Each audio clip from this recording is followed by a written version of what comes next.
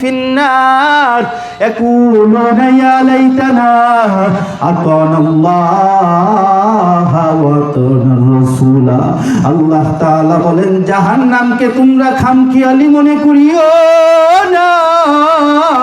জাহান্নামের ভিতরে আমি আল্লাহ তাআলা নাফরমানদেরকে দুনিয়ার তৈলের ভিতরে যেমন মাছ একবার উল্টায়া পিল্টায়া ভাজি করে, জাহান্নামের ভিতরেও জাহান্নামের ফেরেশতারা ওই নাফরমানদেরকে ওই জাহান্নামের ভিতরে চেহারাগুলোকে এইভাবে উল্টায়া পাল্টায়া ভাজি করে ফেলবে, চেহারাগুলোকে ঝলসা দেওয়া হবে গো।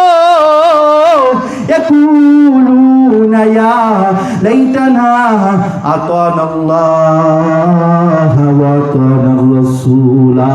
আল্লাহ তাআলা বলেন নাফরমান তখন প্রতি সেকেন্ডে সেকেন্ডে চিৎকার করতে থাকবে আর বলতে থাকবে আতানা আল্লাহ ওয়া আতানা রাসূলা। আরে আফসোস, কপাল বড় মন্দ।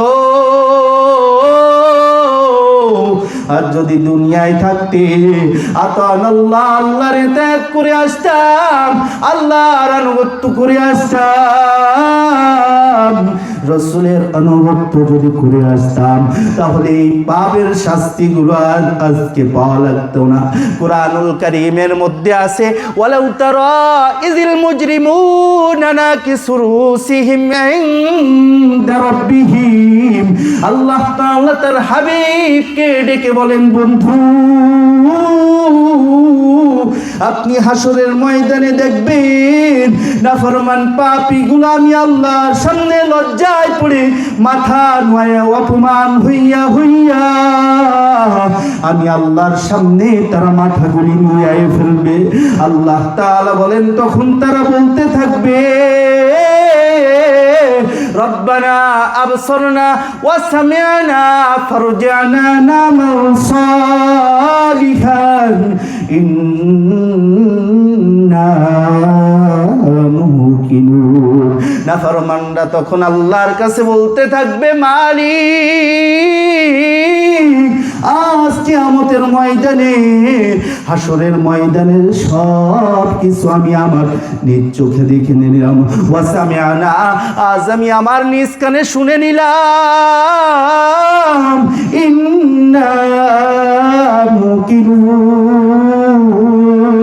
মুকিনুন। ও আল্লাহ আজকে হাসরের ময়দানের সব কিছু আজ আমি বিশ্বাস করে নিলাম। ফারজি'না না'মাল সালিহা। ও দয়ার মালিক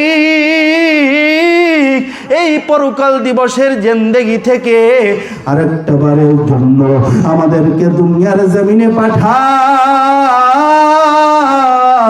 ফারজি'না না'মাল সালিহা। এবার যদি মালিক আমরা দুনিয়ার জমিনে যাইতে পারি আপনার আর কখনো নাফরমানি করব না। আল্লাহ তাআলা বলবেন না রে বান্দা না, আমি আল্লাহ তাআলা চাইলে পরে তোকে আমি আল্লাহ তাআলা জাহান্নামের আযাব দেখায়া দেখায়া কবরের আযাব দেখায়া আমি আল্লাহ তাআলা ইচ্ছা করলে পরে তোর কাছ থেকে আমার অনুগত্য নিতে পারতাম। আল্লাহ তাআলা বলেন পারতাম রে বান্দা, আমি পারতাম। ওয়ালাউ শি'না লাআতাইনা কুল্লা নাফসিন হুদাহা। আমি আল্লাহ তাআলা যদি এখন ইচ্ছা করতাম আমি আল্লাহ তাআলা প্রত্যেককে তোমাদেরকে আমি জাহান্নামের দৃশ্য যদি এক সেকেন্ডের জন্য দেখাইতাম তাহলে আর কোনদিন নামাজ ছেড়ে দিতে পারতি না। আল্লাহ তাআলা বলেন এখন যদি আমি তোকে কবরের আযাবের এক দৃশ্য এক চিহ্ন যদি এক সেকেন্ডের জন্য দেখাইতাম তাহলে আর কোনদিন তোরা আমার বন্দেগী ছেড়ে দিতে পারতি না। আল্লাহ বলেন আমি পারতাম। ওয়ালাউ শি'না লাআতাইনা কুল্লা নাফসিন হুদাহা ওয়ালাউ শাআ লাআমানা মান ফিল আরদ কুল্লুহুম জামিআ আল্লাহ তাআলা বলেন আমি আল্লাহ তাআলা ইচ্ছা করলে পরে তোমাদের প্রত্যেককে আমি ঈমানদার বানিয়ে ফেলতে পারতাম। আল্লাহ তাআলা বলেন ফালাউ শাআ লাহাদাকুম আজমাইন, আমি আল্লাহ তাআলা চাইলে তোমাদের প্রত্যেককেই আমি আল্লাহ তাআলা হেদায়েত দিতে পারতাম। আল্লাহ পারতো কিনা বলে? আল্লাহ ইচ্ছা করলে পরে তোমাকে আমাকে যদি বাধ্য করতো তাহলে নামাজ পড়াইতে পারতো কিনা? ভোলা মানুষদেরকে আল্লাহর পথে ফিরিয়ে আনা। আল্লাহর পথ যারা ভুলে যায় সে বান্দা যদি আবার পথ খুঁজে আল্লাহর কাছে চলে আসে, আল্লাহ তাআলা এতটাই খুশি হয়। নবীজি হাদিস শরীফের ভিতরে বলে, উদাহরণ দিচ্ছেন, সাহাবা ইকরামদেরকে বলতেছেন যে একটা লোক মরুভূমির ভিতরে উট চড়াইতে যাচ্ছেন, উনি সফর করার জন্য মরুভূমির ভিতরে যাচ্ছেন, শুকনা খাবার পানি নিয়ে সে রওনা দিয়েছে। অনেক দূর যাওয়ার পর ক্লান্ত হয়ে গিয়েছে। আসলে আপনারা বুঝবেন না মরুভূমি কত বড় হয়। আমাদের বাংলাদেশের আয়তন 1,47,256 কিলোমিটার। যদি ধরি যে বাংলাদেশ ধরেন 1.5 লক্ষ বর্গ কিলোমিটার। আফ্রিকার একটা জায়গা আছে সাহারা মরুভূমি নাম, সেই মরুভূমির নাম সাহারা। ওইটা এত বড় 92 লক্ষ বর্গ কিলোমিটার। আল্লাহু আকবার বলে। কত বড় মরুভূমি! যদি 92 লক্ষকে 2 ভাগ করি তাহলে 46 হয়। তাহলে বাংলাদেশ ধরেন যে 2 লক্ষ বর্গ কিলোমিটার। তাহলে এরকম বাংলাদেশ 46টা বাংলাদেশ যত বড়, আফ্রিকার ওই সাহারা মরুভূমিটা তত বড়। তো ওই লোকটা সফর করতেছেন মরুভূমির ভিতরে। সফর করতে করতে ক্লান্ত হয়ে গিয়েছে, এবার একটু বিশ্রাম করার জন্য মরুভূমির উপরে নামছে। উনি ঘুম এসে গিয়েছে। ঘুম থেকে উঠে দেখে তার আর উটও নাই, খাবারও নাই। তখন লোকটা হতাশ হয়ে গেছে, চিন্তা করতেছে যে এত দূর আসলাম, পিছনে গেলেও মৃত্যু, সামনে গেলেও মৃত্যু, বাঁচার পথ নেই। তখন উনি চিন্তা ভাবনা যেমন যে তাহলে আর পিছনেও যাওয়ার দরকার নেই, সামনেও যাওয়ার দরকার নেই, একটু রিল্যাক্সে মরি, মরা যেহেতু লাগবে একটু এখানে বসে বসে একটু রিল্যাক্সে মরি, আরামের সাথে মরি, কষ্ট করার দরকার নেই। তা ওনার যে কথা সেই কাজ, উনি ওইখানে আবার শুয়ে পড়লেন হতাশ হয়ে, যে একটু ঘুমাই মরে যায়। নবীজি বলতেছেন লোকটা ঘুমানোর পরে আবার উঠে দেখে ওনার সেই উট হাজির, খানাও হাজির। তখন লোকটা এত খুশি হয়েছে, লোকটা খুশির চোটে বলে ফেলছে, আনা আব্দি আংতা আব্দি আনা রব্বু। উনি বলে ফেলছে যে আল্লাহ, আমি হচ্ছে আল্লাহ, তুমি হচ্ছে আমার বান্দা। নবীজি বুঝাইতে চাইলেন যে লোকটা উটটা পাওয়ার পরে যে এত খুশি হয়েছে, খুশির চোটে তিনি এই কথা বলে ফেলছেন যে আমি আল্লাহ, তুমি আমার বান্দা। আল্লাহ তাআলার হাবিব বলেন, যখন কোনো পথ ভোলা মানুষ যখন আল্লাহর রাস্তায় ফিরে আসে, কোনো বিগড়ে যাওয়া সন্তান আবার যখন মা বাবার কাছে ফিরে আসে, মা বাবার সাথে স্ত্রীর কুপরামর্শ শুনিয়া যখন চলে যায়, আবার যখন নিজের ভুল বুঝতে পেরে যখন চলে আসে, আসার পর মা বাবা ওই সন্তানের প্রতি রাজি হইতে যত সময় লাগে, আল্লাহর হাবিব বলেন কোনো পথ ভোলা মানুষ যখন আল্লাহর রাস্তায় আবার ফিরে আসে, আল্লাহ তাআলা এর আগেই ওই বান্দার উপরে রাজি হয়ে যায়। জোরে বলেন সুবহানাল্লাহ। এই জন্য আমাদের এই আয়োজন, এই মাকসাদ একটাই। আল্লাহ তাআলা বলেন ফাফিরু ইলাল্লাহ ইন্নী লাকুম মিনহু নাযীরুম মুবিন। আল্লাহ তাআলা বলেন, ও বান্দা তোমরা আমি আল্লাহর পথে ফিরে আসো। পয়গম্বর আপনি আপনার উম্মতদেরকে জানায়া দেন, আমি আল্লাহ তাআলা কিন্তু জাহান্নামের ভয় দেখাচ্ছি। কবরের আযাবের ভয় দেখাচ্ছি। এই ভয় পেয়ে পেয়ে জনবান্দাগুলি আমার রাস্তায় ফিরে আসে। ওরে আমি আল্লাহর ধরা বড় শক্ত ধরা।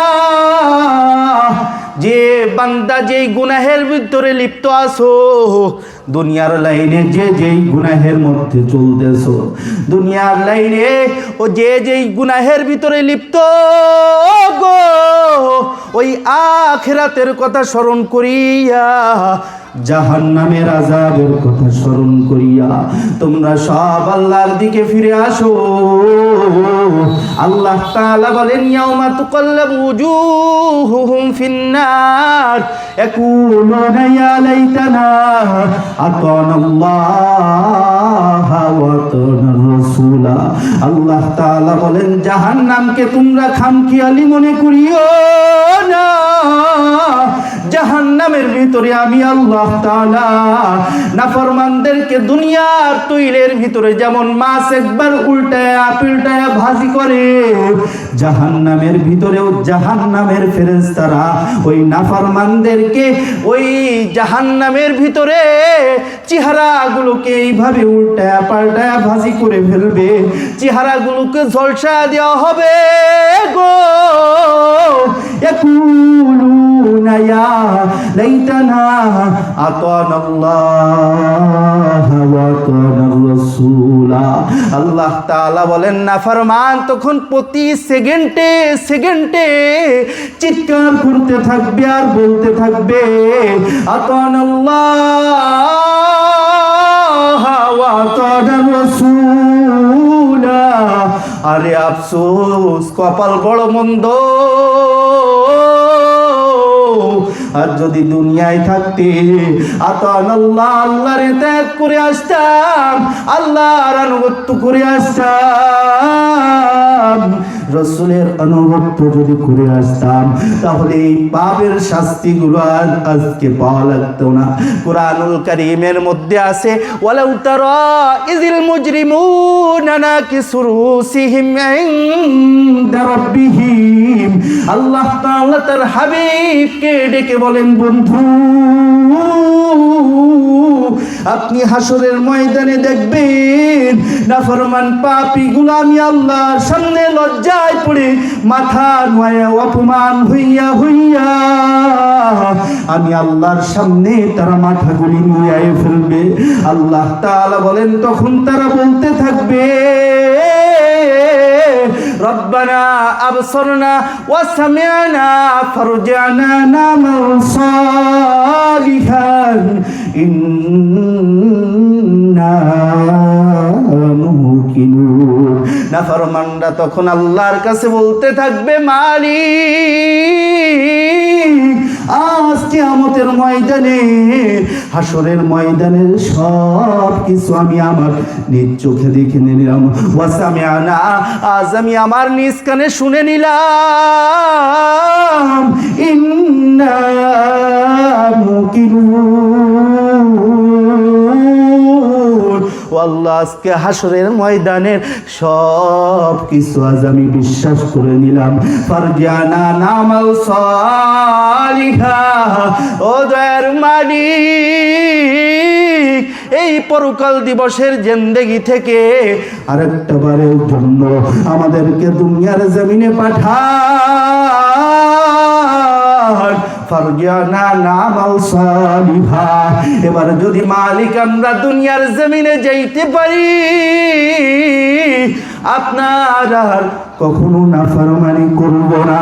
আল্লাহ তাআলা বলবেন, না রে বান্দা, না না, আমি আল্লাহ তাআলা চাইলে পরে তোকে আমি আল্লাহ তাআলা জাহান্নামের আযাব দেখায়া দেখায়া, কবরের আযাব দেখায়া আমি আল্লাহ তাআলা ইচ্ছা করলে পরে তোর কাছ থেকে আমার অনুগত্য নিতে পারতাম।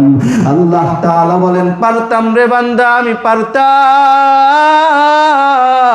ওয়ালাউ শি'না লাআতাইনা কুল্লা নাফসিন হুদাহা।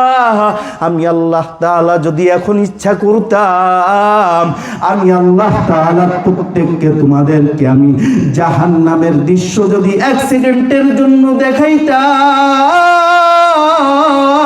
তাহলে আর কোনোদিন নামাজ ছেড়ে দিতে পারতি না। আল্লাহ তাআলা বলেন, এখন যদি আমি তোকে কবরের আযাবের এক দৃশ্য, এক চিহ্ন যদি এক সেকেন্ডের জন্য দেখাইতাম, তাহলে আর কোনোদিন তোরা আমার বন্দেগী ছেড়ে দিতে পারতি না। আল্লাহ বলেন, আমি পারতাম। ওয়ালাউ শি'না লাআতাইনা কুল্লা নাফসিন হুদাহা ওয়ালাউ শাআ লাআমানা মান ফিল আরদ কুল্লুহুম জামিয়া।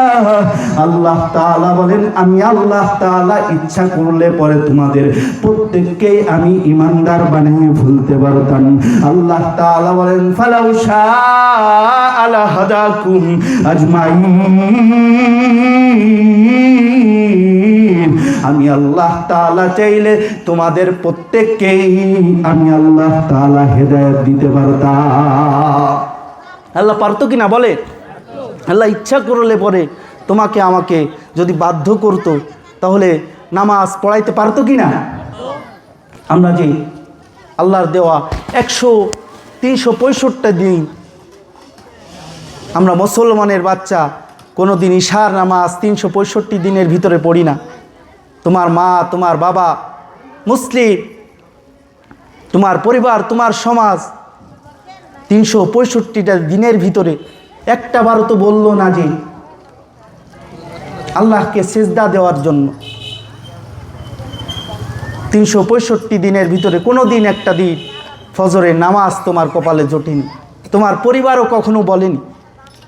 ওই ভোরের সময় যদি তোমার আল্লাহর কোনো ফেরেশতা যদি আইসা ঘাড়ের উপরে পিটাইতে পারতো, তাহলে আর তোমার 14 গোষ্ঠী আর আল্লাহর সিজদা না দিয়ে ঘুমায় থাকতে পারতো না। কথা কও ঠিক কি না?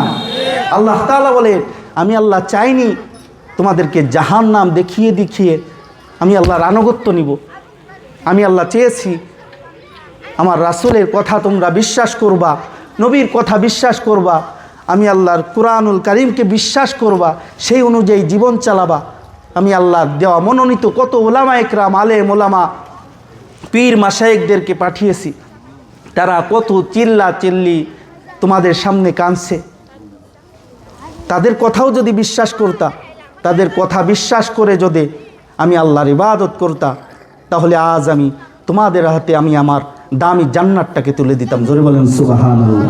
মুসলমান ইমানদার, মাইকের আওয়াজ যত দূর পর্যন্ত যা, গোলামায়া আজকের মাহফিল আজকের এখানেই শেষ হয়ে যাবে। আগামীকাল আবার বেঁচে থাকবা কিনা জানেও না। মৃত্যু আসার সময় 1 ঘন্টা আগেও তোমাকে বলে দেওয়া হবে না, 1 ঘন্টা 1 সেকেন্ড আগেও তোমাকে জানিয়ে দেওয়া হবে না। তুমি ভালো মানুষ দাঁড়িয়ে আছো, সামনে মালাকুল মাউত হাজির, সাথে সাথে তোমার জান কবজ হয়ে যাবে। দুনিয়ার সব সেক্টর বন্ধ হয়ে যাবে, দুনিয়ার নেক আমল করার রাস্তাগুলি বন্ধ হয়ে যাবে। আর সময় চাইলেও আর পাবা না।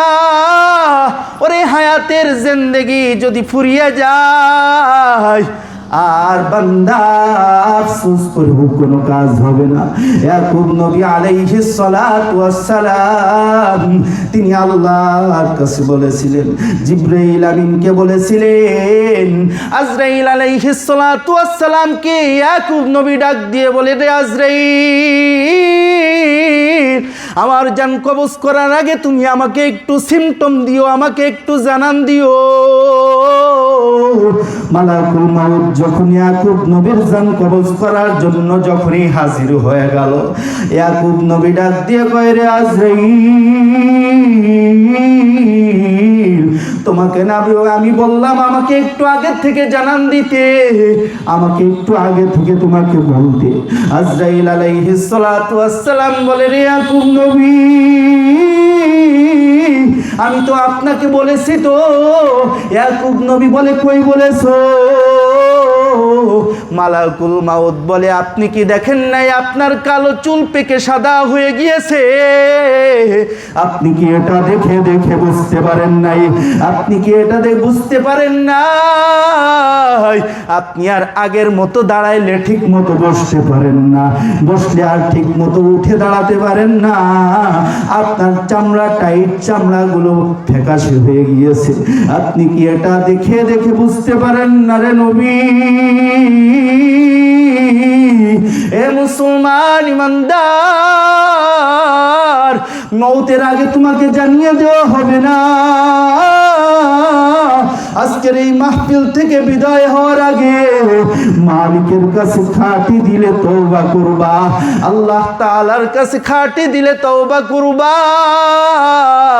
ওরে আজকের মাহফিল আজকেই শেষ হয়ে যাবে, কি নিয়ে এই জমিন থেকে বিদায় হয়ে যাইবা? কি আমল নিয়ে ওই কবর পথের প্রতীক কবরের দিকে রওনা দিয়েছ মুসলমান? ওই মালিকের কাছে খাঁটি দিলে তওবা করো। আসলে আল্লাহর ভয় আমাদের মধ্যে নাই, আল্লাহকে আমরা পরোয়াই করি না। যদি মালিককে আমরা পরোয়াই করতাম তাহলে মালিকের গোলামি বাদ দিয়া আমরা চলতে পারতাম না। কথা কও ঠিক কিনা? মুসলমান, আল্লাহর ভয় হচ্ছে বান্দার গুনাহ থেকে বাঁচার ব্রেক।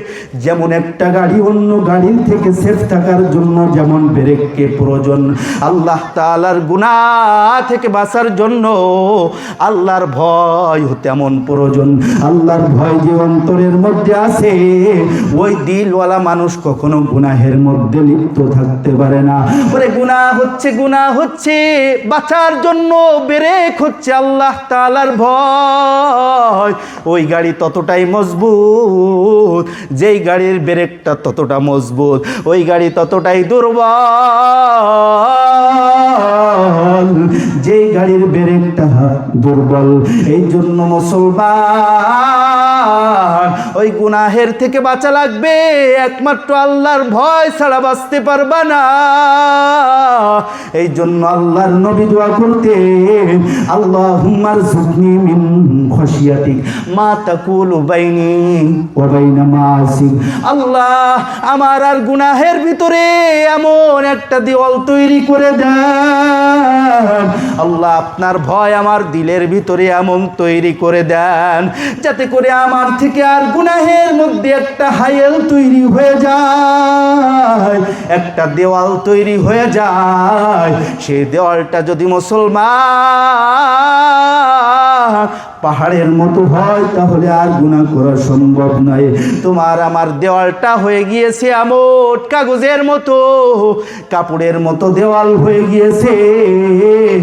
এই জন্য যে কোনো সময় আমরা গুনাহের সাথে অ্যাক্সিডেন্ট করি। কথা কও ঠিক কিনা? মুসলমান, আল্লাহর ভয় সাহাবায়ে কেরামরা কেমন করেছেন? আল্লাহর ভয়, ক্ষুধার মধ্যেও আল্লাহকে ভয় করা লাগবে। সমস্ত সময় সর্বদাই মালিকের ভয়ের মধ্যে লিখতে থাকতে হবে। ক্ষুধার মধ্যেও আল্লাহকে ভোলা যাবে না, সম্পদ নষ্ট হয়ে গেলেও আল্লাহরে ভোলা যাবে না। পয়গম্বরের সাহাবী তালহা রাদিয়াল্লাহু তাআলা আনহু, তিনি প্রতিদিন ফজরের নামাজ পড়ার পর সালাম ফিরাইয়া দ্রুত তিনি বাড়ির মধ্যে চলে যায়। সাহাবায়ে কেরামরা একদিন কথাবার্তা বলতেছেন। ও সাহাবায়ে কেরাম, পয়গম্বর পিছন দিকে তাকায় তাকায় বলে, সাহাবায়ে কেরাম তোমরা কেন কথাবার্তা বলো? কেন তোমরা তাসবিহ আদায় করো না? কেন তোমরা কথাবার্তা বলো? সাহাবায়ে কেরামরা বলে, রে পয়গম্বর, আপনার প্রিয় সাহাবী তালহা রাদিয়াল্লাহু তাআলা আনহু প্রতিদিন ফজরের নামাজ পড়ার পর সালাম ফিরে এসে দ্রুত বাড়িতে চলে যায়, তাসবিহ আদায় করে না। ও নবী, এটা আমাদের কাছে ভালো লাগে না। আল্লাহর নবী বলে, এটা তো আমার কাছেও মনে হয় না। তলহা তুই এমন করার কথা না। পরের দিন ফজরের পর পয়গম্বর পিছন দিকে তাকায়া দেখে আসলে তলহা সালাম ফিরায় দ্রুত বাড়িতে চলে যায়।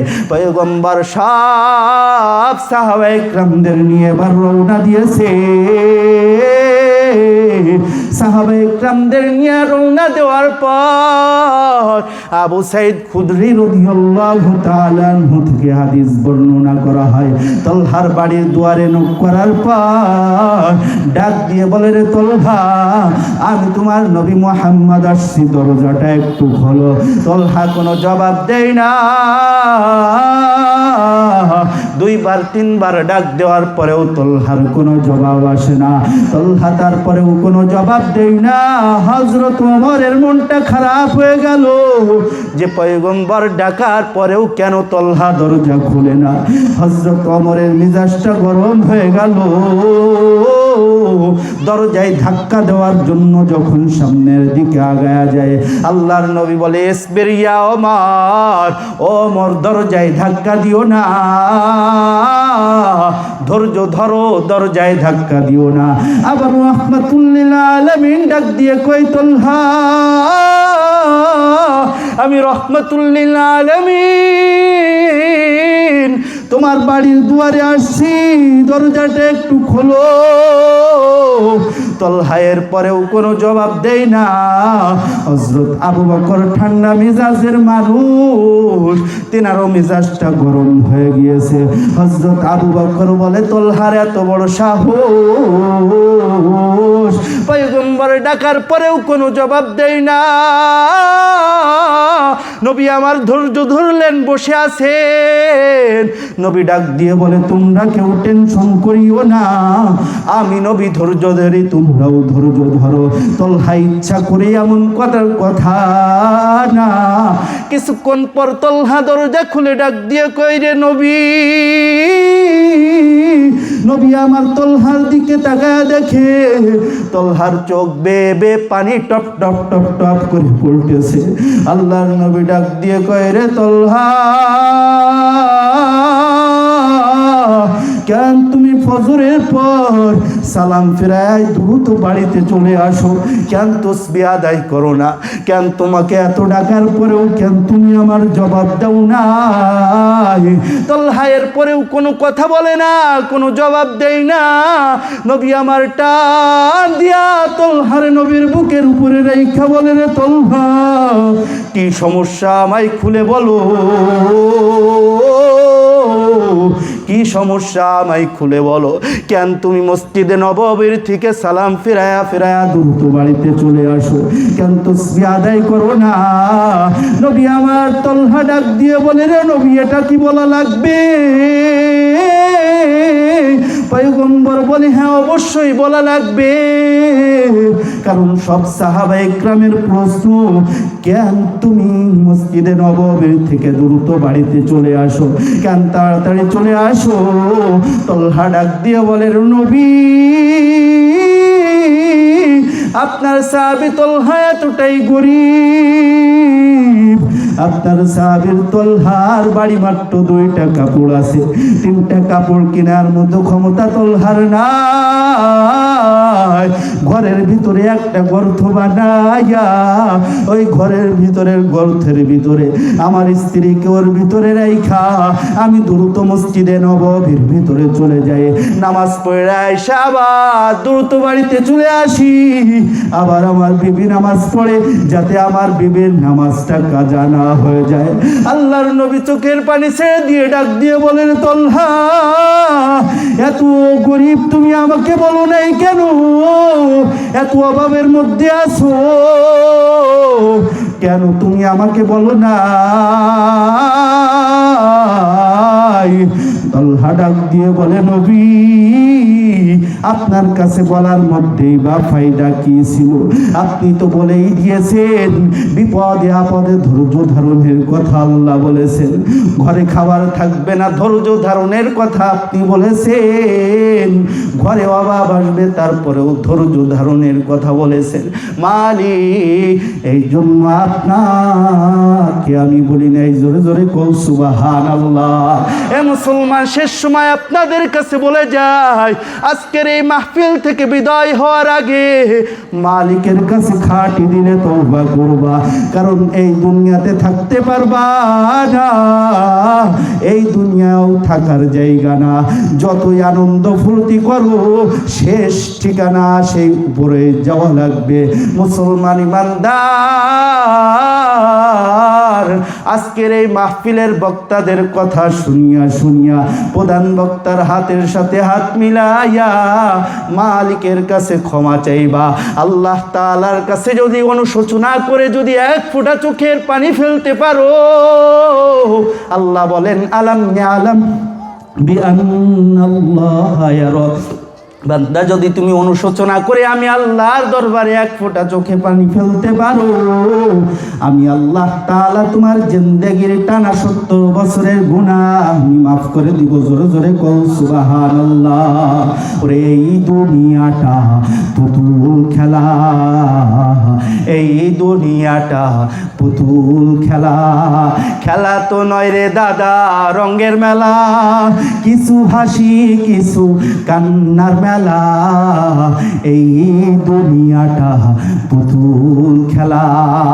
আগে ছিলাম পুতুল আবার হব পুতুল, মায়ের কোলেতে ছিলাম অবলা, মায়ের ধুলা বালু ঝেড়ে দিয়া টান দিয়া কোলে লইয়া, ধুলা বালু ঝেড়ে দিয়া টান দিয়া কোলে লইয়া, মুখেতে চুমু দিয়া বাসিত ভালা, এই দুনিয়াটা পুতুল খেলা, এই দুনিয়াটা পুতুল খেলা। কেউ বলবে আল্লাহ আল্লাহ, কেউ বলবে হাই রে হাই, কেউ কাটিবে মাটি, কেউ কাঁচা বাঁশের পালকি, কেউ কাটিবে মাটি, কেউ কাঁচা বাঁশের পালকি, দোলা নিয়া যাবে নতুন দোলায়, এই দুনিয়াটা পুতুল খেলা, এই